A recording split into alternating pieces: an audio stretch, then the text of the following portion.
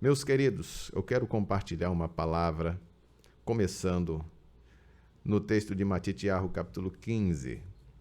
Matitiahu, capítulo 15, versículos 21 a 28. Um texto que fala sobre aquela mulher, chamada aqui mulher cananeia, ou em hebraico, Kenaanit. Que o Senhor, através desse texto e através desta meditação, possa nos despertar para a humildade.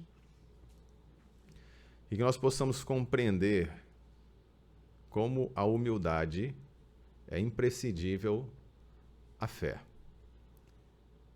Quem tem fé é humilde. Quem não tem humildade, não tem fé. A fé é uma característica, não, melhor, a humildade é uma característica que está presente nos fiéis. Porque os fiéis, eles aprendem de Elohim. E o Senhor, Ele ensina a nós a sermos humildes. Aliás, esta humildade é que nos preserva de muitos males. Quando a gente observa na terra muitos rebelados, altivos, soberbos, e que acabam cavando a sua própria cova, causando a sua própria destruição. A soberba precede a ruína. E adiante da honra vai a humildade. Os fiéis aprendem de Elohim a serem humildes. Aliás, não há exemplo maior de humildade que é o exemplo do Senhor Yeshua. Embora alguns pudessem achar que, por algumas falas, ele não estava sendo humilde quando ele fala, né, que é o filho de Elohim. Ele fala, vós me chamais Senhor e Mestre, e eu, na verdade, o sou. Para alguns, poderia ser uma falta de modéstia, uma falta de humildade. Contudo, até mesmo quando o Senhor usava dessas expressões em que ele precisava se autoafirmar diante dos seus discípulos e das pessoas que o ouviam, a intenção do Senhor Yeshua era trazer àquelas pessoas uma verdade que elas precisavam conhecer e se apoderar dela. O Senhor, sabendo que é Senhor, não precisava ficar se autoaclamando diante das pessoas. Ele precisava simplesmente trazer os seus mensageiros e mostrar quem é que manda.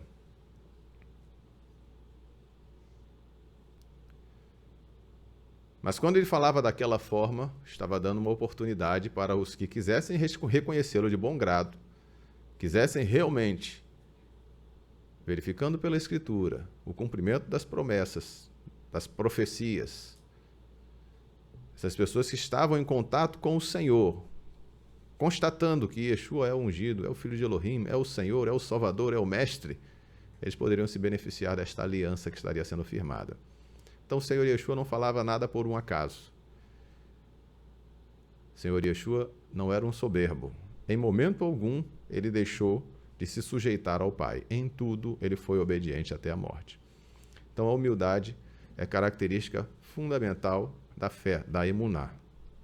Ver uma pessoa fazendo toda aquela alarde em torno de si, querendo parecer que é um servo do Senhor, que o Espírito Santo usa ele, que isso e que aquilo outro. Ver a soberba ali manifesta, não existe fé, não existe autoridade vindo da parte de Elohim para ser reconhecida nesta pessoa. É preciso ter humildade. E é preciso também discernir o que é humildade, porque existe a falsa humildade e existe também a verdade dita, que muitas vezes é entendida como soberba e que também não é. Então, este discernimento nós precisamos ter e precisamos aprender com esta lição que o Senhor deixou aqui através deste acontecimento narrado por Matitiahu. Capítulo 15, versículo 21 até o versículo 28, diz assim: partindo Yeshua, dali foi para as partes de Tiro e Sidom, ou Tsor e Sidom. E eis que uma mulher cananeia que saíra daquelas cercanias clamou, dizendo: Senhor, filho de Davi, tem misericórdia de mim. E minha filha está miseravelmente endemoniada. Mas ele não lhe respondeu palavra, e os discípulos, chegando ao pé dele, rogaram-lhe, dizendo: despede-a, que vem gritando atrás de nós. E ele respondeu e disse: eu não fui enviado senão as ovelhas perdidas da casa de Israel. Então chegou ela e adorou-o, dizendo: Senhor, socorre-me. Ele, porém, respondendo, disse: não é bom pegar o pão dos filhos e deitá-lo aos cachorrinhos. E ela disse: sim, Senhor. Mas também os cachorrinhos comem das migalhas que caem da mesa dos seus senhores. Então respondeu Yeshua e disse-lhe: ó mulher, grande é a tua fé. Seja isso feito para contigo como tu desejas. E desde aquela hora a sua filha ficou sã.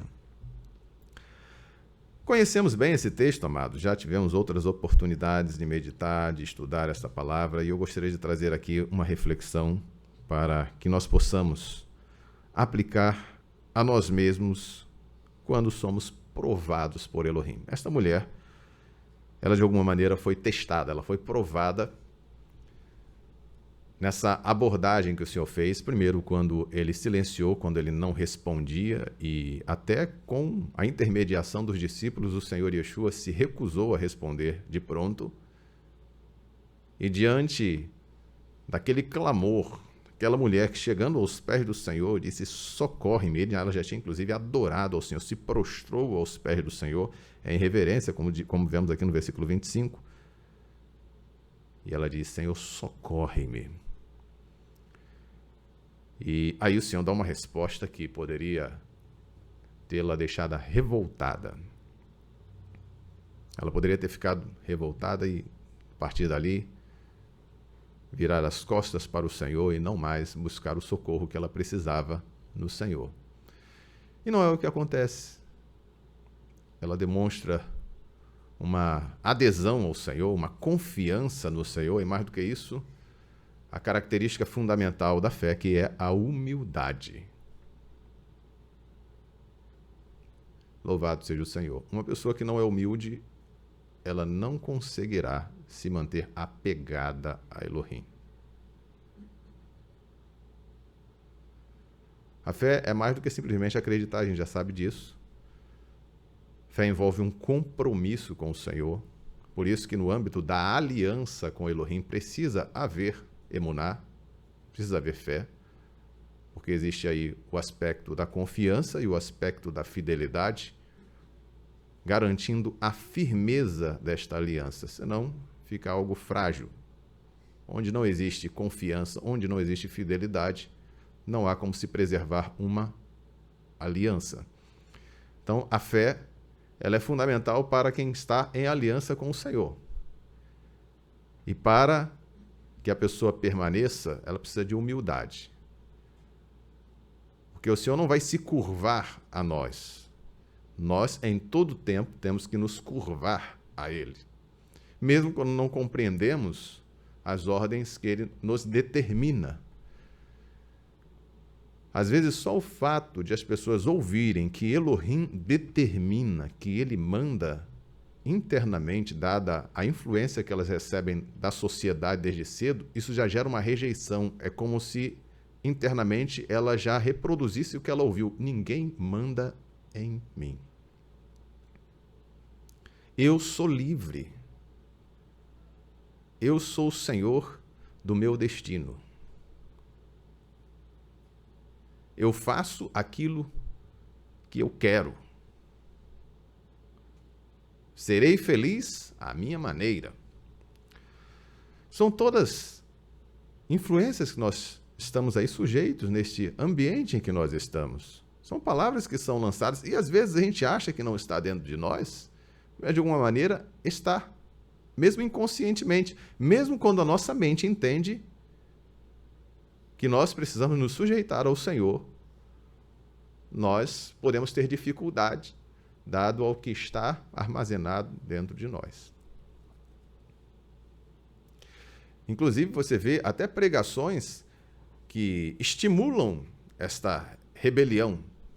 Não aceite isto. Bom, não aceite o quê? Você não pode aceitar que isso esteja acontecendo contigo. Imagine você, Iov, passando por aquela provação, e até certo ponto ele consegue resistir, mas dali em diante, quando começa a ver aqueles diálogos com os seus amigos acusando ele tentando se defender e se debatendo, acabou falando algumas coisas que não deveria, não eram convenientes. Imagine ouvindo a exortação ou esta palavra de alguém: você não pode aceitar isto. Ora, como assim não pode aceitar isso? Se a provação tinha sido permitida por Elohim. Satã tinha desafiado o Senhor, tinha pedido a permissão para fazer todos aqueles males, e o Senhor permitiu. Então nós precisamos entender, amados, que as nossas vidas estão nas mãos de Elohim, e precisamos entender isso não apenas com a mente, mas entender realmente no nosso interior, uma entrega completa, num despojamento realmente, para nos humilhar diante do Senhor, para servi-lo inteiramente e saber que o Senhor sempre tem o melhor para aqueles que estão confiando nele, estão em aliança com ele. Mas vamos voltar aqui ao texto. Nós vemos aqui que ela ouviu aquela expressão do Senhor. Vamos voltar um pouco bem para o início. Primeiro, o Senhor Yeshua estava na região de Tiro e Sidom, Tsor ou Tsidon, expressões originais. Quando o Senhor Yeshua chegou naquela região, obviamente, ele sabia que estava numa região onde a maioria seriam de estrangeiros. Naturalmente, ali haveria israelitas, Yehudim, porque havia Yehudim espalhado por toda parte. E eram as cercanias de Yehudá, então não era impossível de haver ali homens ou mulheres que conheciam a Torá do Senhor, que serviam na obediência aos mandamentos. Contudo, até pela localidade que ele estava, era de se esperar que houvessem mais pessoas estrangeiras do que pessoas naturais dentre os Yehudim. E o Senhor estava ali. E aquela mulher, obviamente, ouvindo a fama do Senhor, veio ao encontro do Senhor para buscar socorro. E no versículo 22 a gente viu que a mulher cananeia saíra daquelas cercanias, clamou dizendo: Senhor, filho de Davi, tem misericórdia de mim, tem compaixão de mim, que minha filha está miseravelmente, algumas versões horrivelmente, endemoniada. A gente observa aqui alguns detalhes nessa fala dela. Primeiro, que ela chama Yeshua de Senhor. Depois ela diz que é filho de Davi, que era importante também. E ela pede a compaixão, a misericórdia dela. Minha filha está miseravelmente endemoniada. Ela já tinha, inclusive, um diagnóstico da situação. Sabia que a sua filha estava endemoniada. Não tinha atribuído a outros tipos de enfermidades, porque assim como no tempo presente, onde certas ações malignas, opressões malignas geram certos comportamentos, certas manifestações físicas, e hoje se explicam de várias maneiras. Não, é epilepsia, é esquizofrenia, é isto, é aquilo. Existem várias explicações distintas. Contudo, essa mulher, ela tinha identificado que aquilo era um espírito maligno. A filha dela estava endemoniada. Se fosse perguntar para qualquer um outro naquele tempo, já deviam ter suas explicações também, mas ela sabia que a sua filha estava endemoniada. Então ela vai ao Senhor Yeshua, sabendo o que está acontecendo, sabendo diante de quem ela estava, sabendo se apresentar diante do Senhor, tratando da maneira correta: Senhor, filho de Davi, eu sei quem tu és. E ela sabe também, na sua primeira expressão, que ela precisa de misericórdia, de compaixão. Senhor, tem compaixão de mim. Olhando para o estado da mulher, e quem tem sua relação com seus filhos sabe como é doloroso ver um filho enfermo e você esperar aquela melhora, a preocupação, né? Às vezes as noites não tão bem dormidas. Isso gera uma aflição. E esta mulher estava aflita. Quando ela chega diante do Senhor, ela tem alguma expectativa, uma esperança. Diante de tudo que ela já tinha ouvido falar do Senhor Yeshua, ela tinha uma esperança. Assim também como nós vamos ao Senhor, nós temos essa expectativa de ouvir dele, de termos resposta. Embora às vezes o Senhor não nos responda de imediato. Às vezes ele faz até certas cobranças. Ele exige de nós certas providências que por vezes retardamos, demoramos, ficamos, né, dizendo, não é bem isso. Na verdade, a gente sabe que a gente tem que mudar, mas ficamos ali retardando até que o Senhor nos aperta de alguma maneira e a gente se vê obrigado a tomar as providências que precisamos tomar. Fato é que esta mulher, ela chega diante do Senhor pedindo a misericórdia, sabendo quem Ele é, sabendo tratá-lo da maneira adequada. Não foi como aquele homem que chega, se tu podes fazer alguma coisa, ajuda-nos. Não, ela já chega clamando, tem misericórdia, tem compaixão. Minha filha está com esse problema. E aí o Senhor dá O Senhor inicialmente não responde. No versículo 23. Mas ele não lhe respondeu palavra.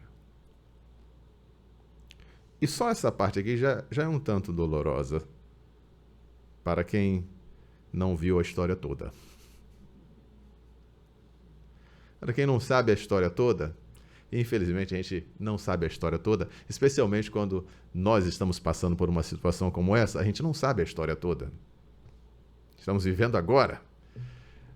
Então você está pedindo ao Senhor algo, e você clama algo, e às vezes, não, mas está escrito aqui, eu tenho direito a isso daqui eu estou pedindo ao Senhor, não é algo que é além daquilo que é justo, desonesto, não estou pedindo para o Senhor fazer uma injustiça, eu estou querendo aquilo que Ele promete.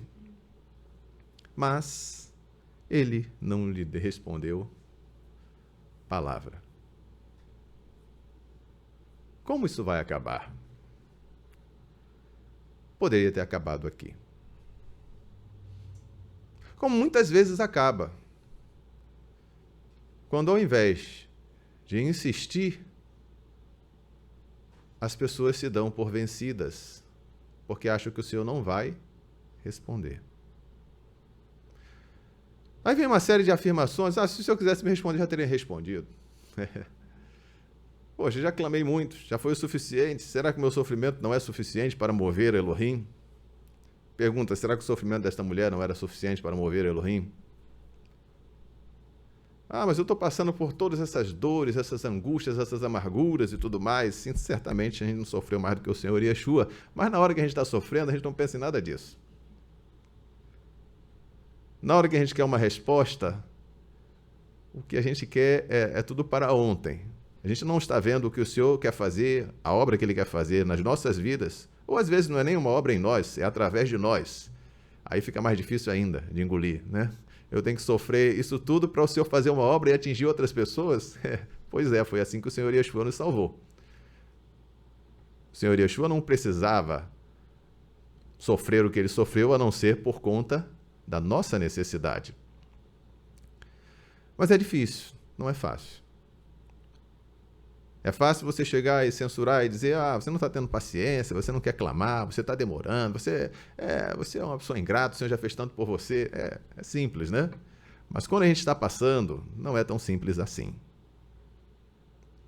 Os amigos de Iov achavam que era simples falar de Iov. Bom, do jeito que a coisa está aí, só pode ter sido a mão do Senhor pesando sobre ele, porque perdeu tudo de uma vez, não é possível. Será que Satã tem tanto poder assim?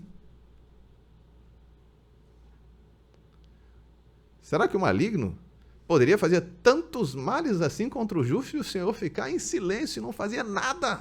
Não é possível. Ele cometeu algum pecado? Olha, óbvio, tem que ser. Faz uma verificação, por favor, porque não é possível você seja assim tão reto, tão justo e ter passado por tantas agonias, tantos males quanto esses. Então, difícil, né? Os discípulos ficaram incomodados. E eles chegam diante do Senhor, não era porque se compadeceram aqui, pelo menos o texto, eles não falam assim, olha, tem misericórdia da mulher, Senhor. O Senhor está clamando aí, uma alma necessitada. Não, Senhor, despede essa mulher, está gritando demais. O Senhor está gritando, está incomodando já. Por que os discípulos também colocaram desta maneira? Os discípulos também tinham consciência que o ministério do Senhor, ele tinha uma área de abrangência nesse primeiro momento. Tanto que quando eles foram enviados a pregar, o Senhor deu uma ordem específica, está aqui em Matitiarro capítulo 10, que é a mesma expressão que aparece nesse texto que nós acabamos de ler. Matitiarro capítulo 10.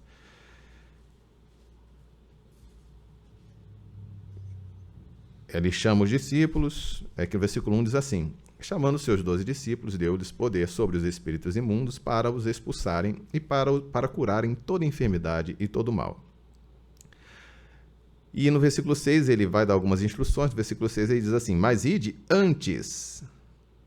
Versículo 5 primeiro. Yeshua enviou estes 12 e lhes ordenou, dizendo, não ireis pelo caminho dos gentios, nem entrareis em cidade de samaritanos, ou Shomeronim. Mas ide antes as ovelhas perdidas da casa de Israel, indo pregar e dizendo, é chegado o reino dos céus.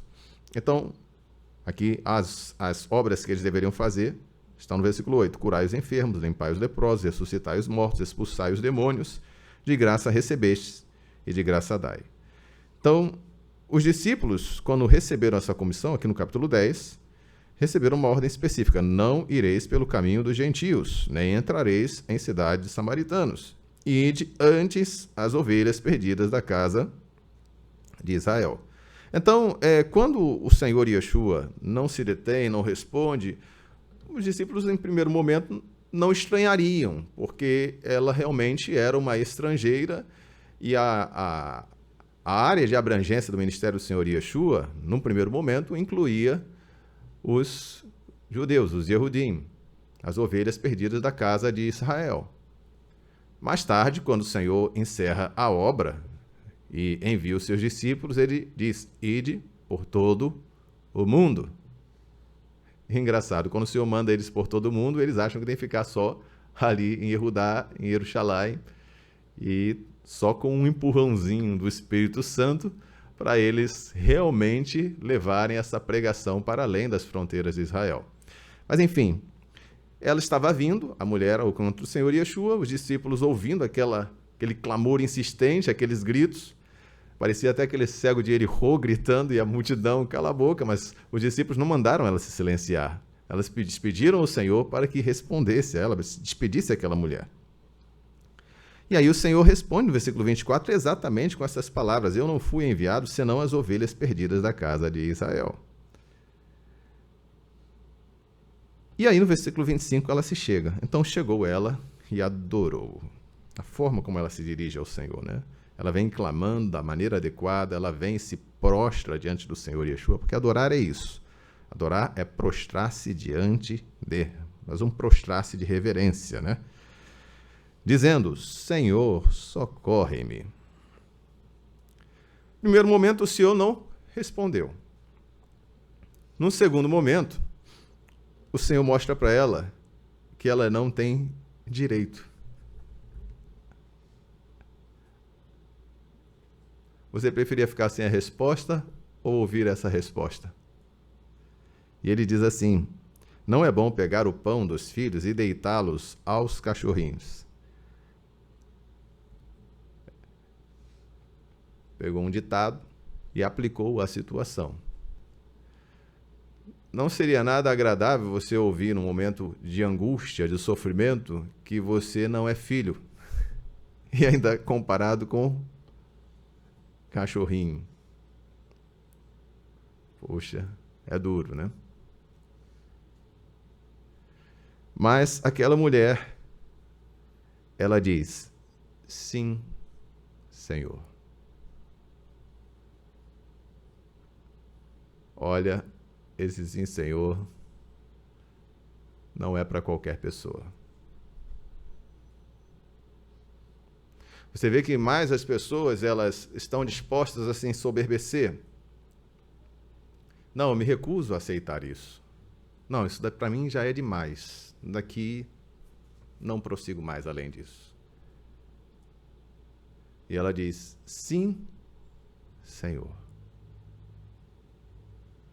E ela continua: mas também os cachorrinhos.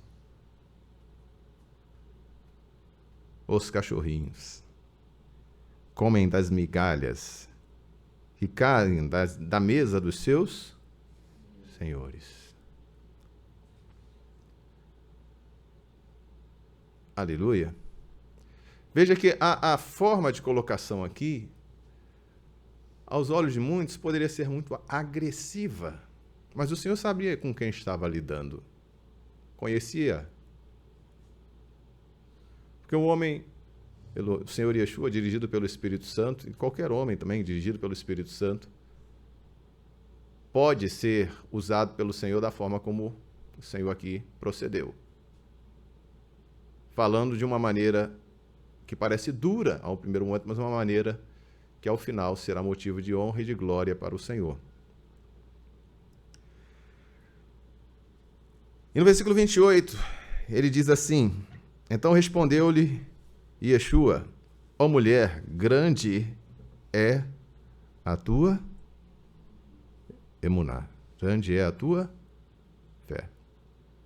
Quem está estudando aí a apostila, o módulo agora, Carta dos Shelechim, a gente está estudando Romanos, né? Ou passamos pela Carta aos Romanos, e a gente estava meditando sobre o fato de os gentios poderem ser chamados filhos de Abraham. E Shaul explica isso, que os filhos de Abraham são aqueles que têm emuná, que têm fé. Você ouve até aquela expressão que Abraham é o pai da fé. Não, Abraham não é o pai da fé. O que está escrito é que Abraham é o pai de todos os que creem. Ele é o pai dos que creem. Por quê? Porque ele foi justificado pela emuná, pela fé. Creu Abraham em Elohim, e isso lhe foi imputado por justiça. Esse verbo crer é o verbo aman, que também dá origem à expressão emuná, que é fé. Então, Abraham creu, Abraham teve fé, e isso foi imputado por justiça. Todos os que são filhos de Abraham têm que manifestar fé. Quando o Senhor chega e observa naquela mulher e declara: grande é a tua emuná, grande é a tua fé. Ela está trazendo esta mulher para a realidade de filha. O que para os judeus inicialmente é inaceitável, porque eles entendiam apenas o nascimento da carne. Então eles se vangloriavam pelo fato de serem descendência de Abraham segundo a carne.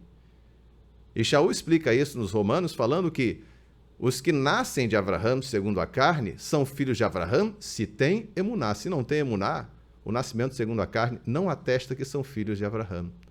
Não atesta que serão filhos alcançados pela promessa feita a Abraham.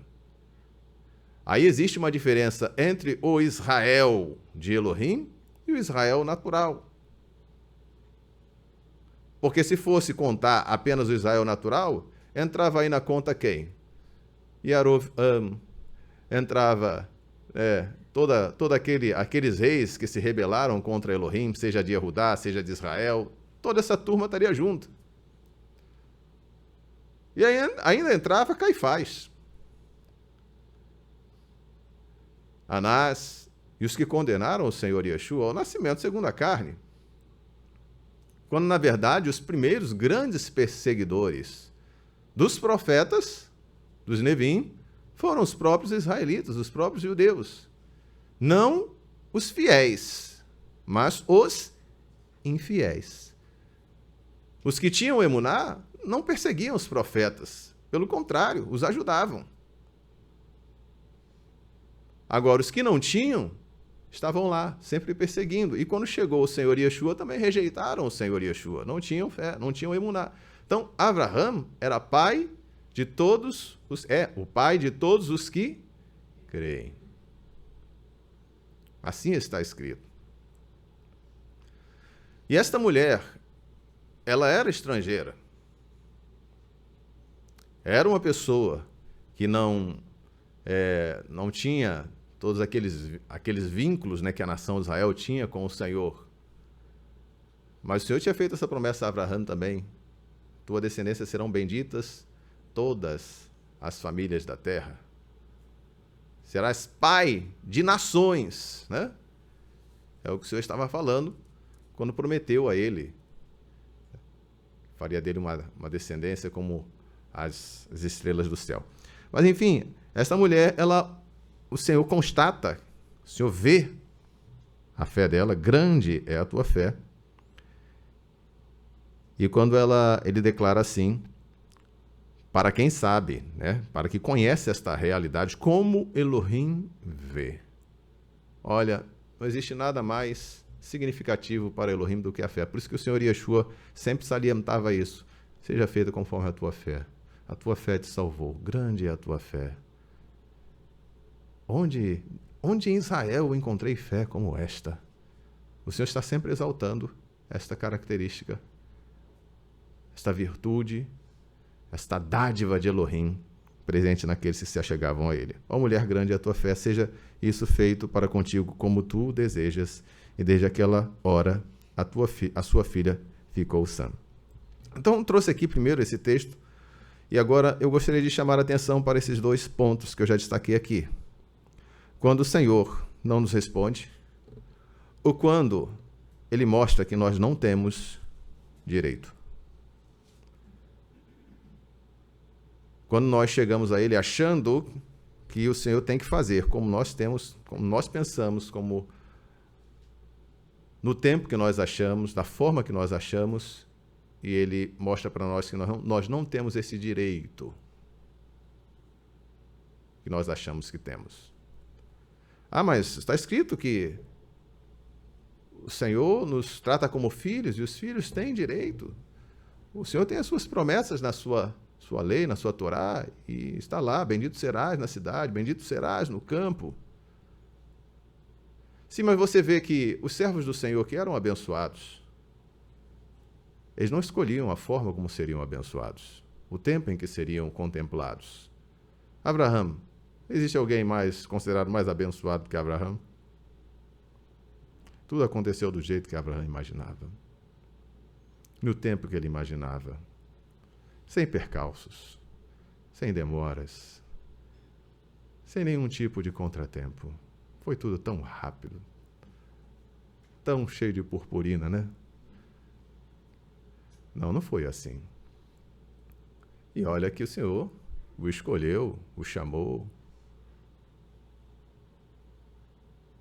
E a gente precisa entender estas questões com exemplos práticos, né, na Escritura Sagrada. Eu gostaria de chamar a atenção para o exemplo de Iov, porque a situação de Iov foi muito semelhante à desta mulher. Claro que um grau de dificuldade, acho que é muito superior, né, porque Iov não foi fácil, não. Eu quero ler com os irmãos Iov capítulo 31, versículos 33. Vou pedir só para aumentar um pouquinho a temperatura do ar, que estou congelando aqui na frente. Iov 31, a partir do versículo 33. Se como Adão encobri as minhas transgressões, ocultando o meu delito no meu seio, trema eu perante uma grande multidão, e o desprezo das famílias me apavore, e eu me cale, e não saia da porta. Ah, quem me dera que me ouvisse. Eis que o meu intento é que o Todo-Poderoso me responda, e que o meu adversário escreva um livro. Por certo que eu levaria sobre o meu ombro, sobre mim o ataria como coroa. O número dos meus passos lhe mostraria, como príncipe me chegaria a ele. Se a minha terra clamar contra mim, e se os meus regos juntamente chorarem, se comi a sua novidade sem dinheiro e sufoquei a alma dos seus donos, por trigo me produza cardos, e por cevada joio, acabaram-se as palavras de Iov. Eu peguei aqui apenas o finalzinho dessas últimas expressões de Iov em sua defesa. Foi o texto é muito longo, né, nesses embates com seus 3 amigos. A partir do capítulo 32, Elihu que começa a sua fala, né, e ele vem reprovando, né? No versículo 1 diz assim: então aqueles 3 homens, os 3 amigos de Iov, cessaram de responder a Iov, porque era justo aos seus próprios olhos. E acendeu-se a ira de Elihu, filho de Barachel, o Buzita, da família de Ram, contra Iov, se acendeu a sua ira, porque se justificava a si mesmo mais do que a Elohim. Então, Elihu agora começa a descascar, ele começa a falar, ele fala, até chegar ao capítulo 37, final 37. No 38, Elohim começa a falar. Então, do 32 ao 37, é Elihu falando direto.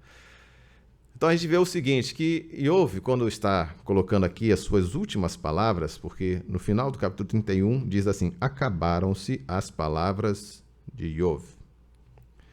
E no versículo 35 diz assim: há quem me dera um que me ouvisse.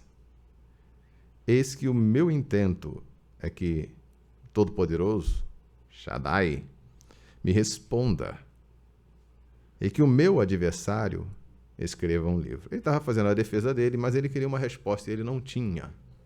Ele não tinha uma resposta até aquele momento. Por que tudo aquilo estava acontecendo com Iov? Ele perdeu os seus filhos, perdeu os seus bens, perdeu a sua saúde. Em sucessivos desastres, perdeu os seus bens também. Então, tudo aquilo causou um impacto muito grande em Iov. No primeiro momento, ele ficou 7 dias, 7 dias sem falar, e quando ele começa a falar, ele amaldiçoou o dia do seu nascimento. Depois começam aqueles embates, né, aquelas tentativas de defesa dele diante dos seus amigos, e aqui, ao final, ele mostra que ele não tem uma resposta. Ele está questionando. Aí alguém poderia pensar, puxa, então Iov precisava de um consolo. Iov precisava de um consolo. Aí no capítulo 38, versículo 1, Elohim começa a falar com Iov. Bem que podia ser daquela forma como Elohim falou com Eliarro, né?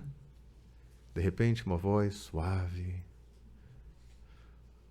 Eliarro olhou para o vento e o Senhor não estava no vento. Aí tem pregador que gosta de fazer um drama, né? Ele olhou para o vento e não estava no vento.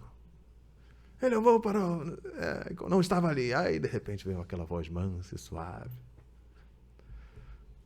Bom, se estiver falando pelo menos a verdade, já tá bom, né? Não dá para reclamar muito. O ruim é quando um sujeito faz todo aquele escarcéu e começa a falar um monte de baboseira.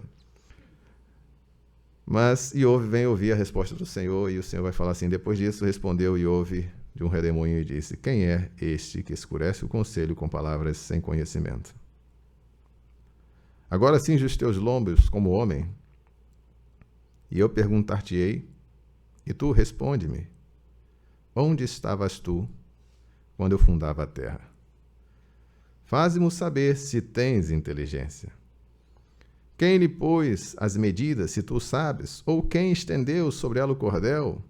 Sobre o que estão fundadas as suas bases? Ou quem assentou a sua pedra de esquina?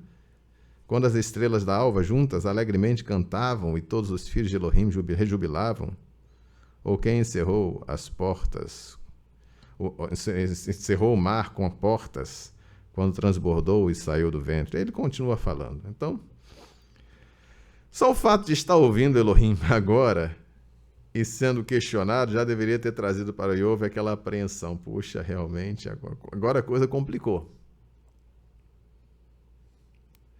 Ele queria ouvir do Senhor uma resposta, mas o Senhor mostrou para ele que agora ele queria fazer a pergunta. Primeiro, o Senhor queria ensinar a Iov.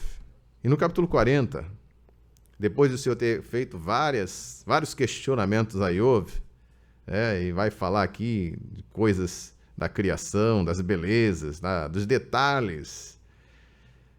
Ele fica falando isso, as perguntas que o Senhor faz a Iov vai de 38 todo, capítulo 39 todo, e Iov só ouvindo, né? Aí, no versículo 1 do capítulo 40, respondeu mais Yahová a Iov. Ele ainda estava falando. Porventura, o contender contra Shaddai, o Todo-Poderoso, é ensinar? Quem assim argue a Elohim ou a Eloa, como está aqui, que responda a estas coisas. Então o Senhor colocou ali para Iov, olha, agora você vai me responder, porque você está arguindo, não é isso? A palavra aqui, inclusive, em algumas traduções, coloca acusando. Você está acusando, então agora me responda. E por que isso? Porque a palavra pode ser até traduzida por julgar. Porque a pessoa, para exercer um juízo, ela precisa estar numa condição superior, em termos de conhecimento, porque se você, por exemplo, tem uma causa para levar, e você vai apresentar essa causa à pessoa que tem menos conhecimento do que você, como é que você vai julgar, vai se submeter ao julgamento de uma pessoa que tem menos conhecimento do que você? Então, o juiz, ele precisa ser capaz, ele precisa estar numa condição de conhecimento, de entendimento para poder julgar. E como Iov, ele fez aqueles questionamentos, o Senhor falou isso, olha, você está em condições de me julgar? Você tem conhecimento suficiente para me julgar? Você sabe tudo o que eu sei? Eu acho que não. Então, quem assim argue, quem assim quer julgar, então responda, para ver se você tem condições de julgar. E aí Iov, ele responde para o Senhor no versículo 3, eu sou vil. Então Iov respondeu a Jeová e disse, eu sou vil. Que te responderia eu? A minha mão ponho na minha boca. Uma vez tenho falado e não retornarei, não replicarei. Ou ainda 2 vezes, porém não prosseguirei. Aí o Senhor se deu por satisfeito. Bom, agora ele se colocou no lugar dele. Não, agora já está bom de repreensão. Não. Então Yahová respondeu a Iov, desde a tempestade, disse, cinge agora os teus lombos como um varão. De novo. Eu te perguntarei e tu me responderás. O Senhor insiste. Porventura também farás tu vão o meu juízo, ou me condenarás para te justificares? Ou tens o braço como Elohim? Ou podes trovejar com a voz como a sua? E aí ele continua, orna-te, pois, de excelência e alteza, veste-te de majestade e de glória. Derrama os furores da tua ira e atenta para o soberbo e abate-o.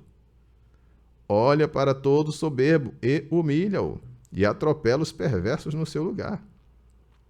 Esconde juntamente no pó e ata-lhes o rosto em oculto. Eu de ti confessarei que a tua mão direita te haverá livrado. Ou seja, o Senhor está falando, se você tem essa capacidade toda, então eu vou confessar que a tua mão direita, o teu poder, a tua própria força vai te livrar. O Senhor, ele avançou um pouco mais na sua correção com Iov. Perceba, meus amados, há aí uma insensibilidade da parte do Senhor, a história ainda não acabou. A gente precisa entender o seguinte, que o Senhor faz coisas que, num primeiro momento, a gente não entende, mas como ele fala, o que faço agora não sabes, mas entenderás depois. Aí lá para o versículo, já no capítulo 42, porque ele continua falando, né? O Senhor respondeu do meio da tempestade, lá no 42, Continua falando todo o capítulo 41, né? Chega no 42, aí Iove vai responder de novo. Então respondeu Iove a Yahová e disse: bem sei que tudo podes, e nenhum dos teus pensamentos pode ser impedido. Quem é aquele, dizes tu, que sem conhecimento encobre o conselho? Por isso falei do que não entendia, coisas que para mim eram maravilhosíssimas e que eu não compreendia. Escuta-me, pois eu falarei. Eu te perguntarei e tu me ensina-me. Com o ouvir dos meus olhos ouvi, mas agora te veem os meus olhos. Com o ouvir dos meus ouvidos ouvi, mas agora te veem os meus olhos. Por isso me abomino e me arrependo, ou retorno no pó e na cinza. Observe o seguinte, que na primeira colocação de Iove, quando ele responde, quando o Senhor fala para ele, quem é assim, argui a Eloa, que responda a estas coisas, aí Iove respondeu, eu sou vil, que te responderia eu? A minha mão ponho na minha boca, ele já guarda ali o silêncio. Mas na segunda resposta, quando já no segundo momento, ele já encerra dizendo, olha, eu me abomino e me arrependo no pó e na cinza. Então, é o momento em que, apesar de ele não ter ainda explicado a razão de todo o seu sofrimento, de todos aqueles males, em momento nenhum o Senhor chegou para ele e falou, olha, você está passando por tudo isso porque eu estou te provando. Porque Satã me desafiou e eu permiti que ele viesse te provar porque eu queria envergonhá-lo com a sua vida. O Senhor não falou isso para Iove. O Senhor falou para Iove, olha, eu sei o que eu estou fazendo. Em outras palavras, e você? Você não entende nada do que eu estou fazendo, mas você acha que sabe tudo.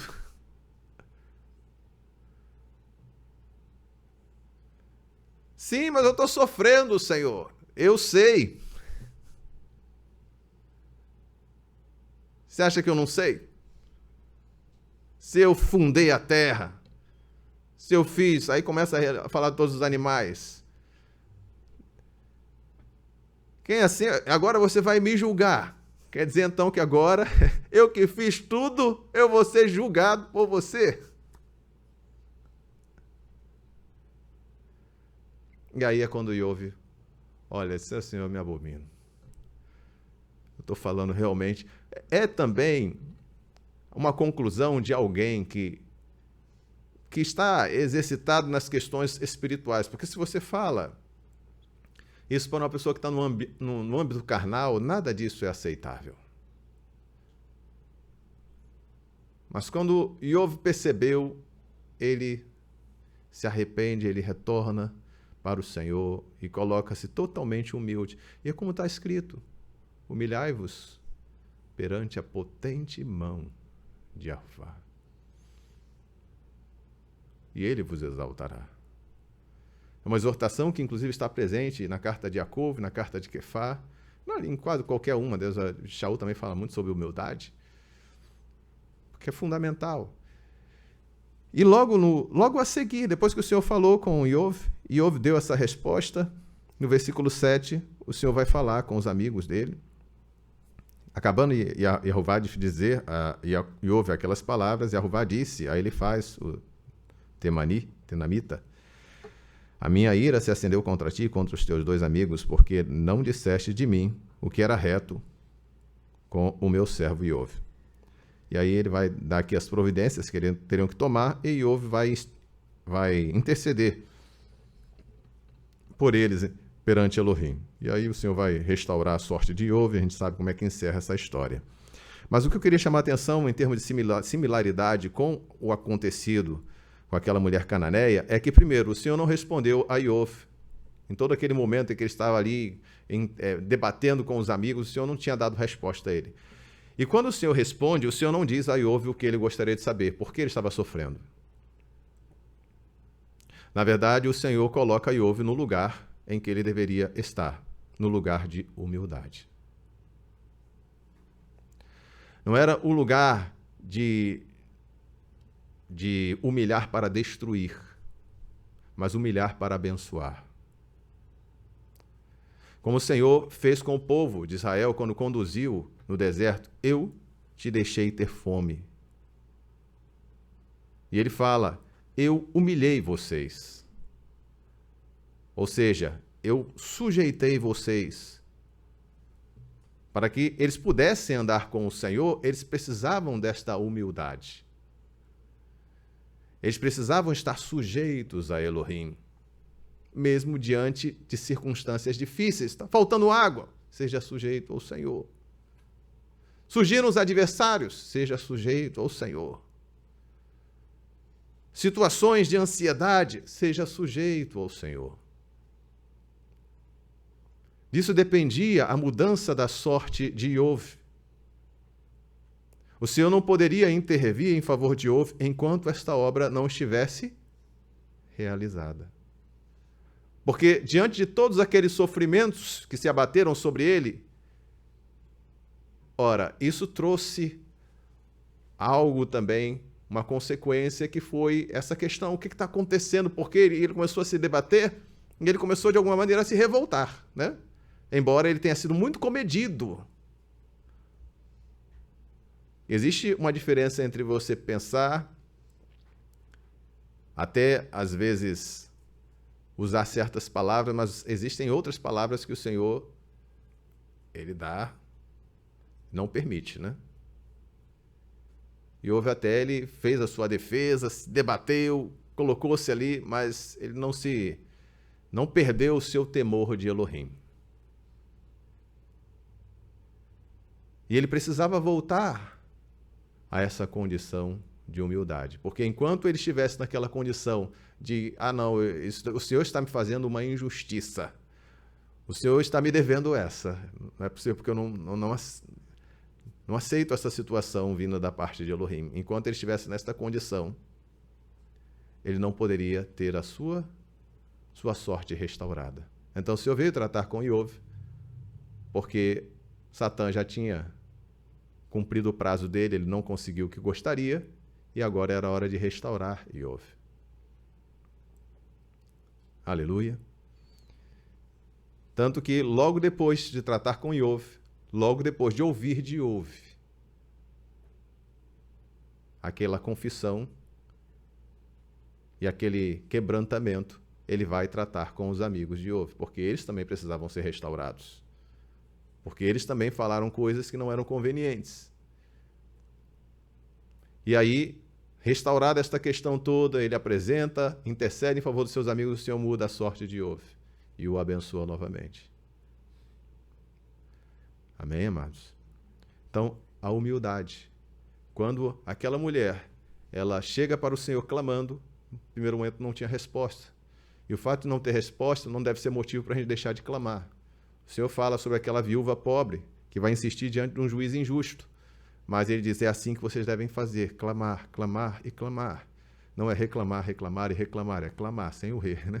Sem o re do reclamar. Então você clama, clama a mim e responder-te-ei. Mas eu não sei por que está acontecendo, porque o Senhor não me responde. Mas o Senhor não respondeu? Não use esta argumentação. Mas o Senhor não me responde para deixar de clamar ou para acusar o Senhor. Mantenha-se humilde, porque é da humildade que vem a bênção. Aleluia. Para encerrar, amados, vamos ler aqui, só para a gente ficar com essa passagem.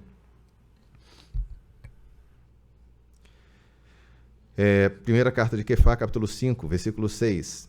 Para os irmãos lerem em casa também, tem Jacob, capítulo 4, versículos 5 a 10. Mas vamos ler aqui em Quefá, primeira carta de Quefá, capítulo 5, versículo 6, que diz assim, humilhai-vos, pois, debaixo da poderosa mão de Elohim, para que ele vos exalte a seu tempo, lançando sobre ele toda a vossa ansiedade, porque ele tem cuidado de vós. Como o Senhor tem cuidado de mim, se ele não me responde?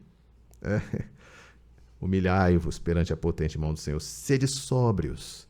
Sobriedade. Vigiai. Satã, vosso adversário, anda ao redor de vós, como um leão a rugir, buscando a quem possa devorar. Resisti-lhe, pois, firmes na fé, sabendo que os mesmos sofrimentos estão se cumprindo entre vossos irmãos no mundo. Amém, amados? Que o Senhor possa nos iluminar, nos despertar cada dia, para andarmos sempre em humildade. Louvado seja o Senhor, sujeitos a Ele. Que o Senhor abençoe a todos nós, meus amados. Que o Senhor cada dia nos acrescente as experiências que precisamos ter com Ele. Muitas são as aflições do justo, mas Yahová de todas o livra. Esta confiança no nosso Elohim, inabalável, mesmo diante dos sofrimentos, nós precisamos conservar. Todas as lutas que nós enfrentamos nesta vida, sejam elas enviadas pelos espíritos malignos, ou sejam lutas que o Senhor permite também, da parte dele para nos provar, são para o nosso crescimento. O Senhor não permite que sejamos tentados além das nossas forças. Antes, envia-nos o socorro, envia-nos o escape. Então, que essas lições, tanto da mulher cananeia, quanto a lição que ouve nos transmite, nós possamos nos apoderar dessas lições para andarmos em humildade. Não existe fé onde não há humildade. Onde não há sujeição ao Senhor, não existe fé. Há muitas pessoas dizendo que têm fé para fazer o que elas... obrigar o Senhor a fazer o que elas querem. Isso não é fé, isso não é humildade, isso é soberba, arrogância. Achar que o Senhor vai fazer o que nós mandamos. Não. O Senhor faz o que Ele já determinou. E temos que ter esta humildade e confiança para saber que o que o Senhor faz é verdadeiramente o melhor. Amém?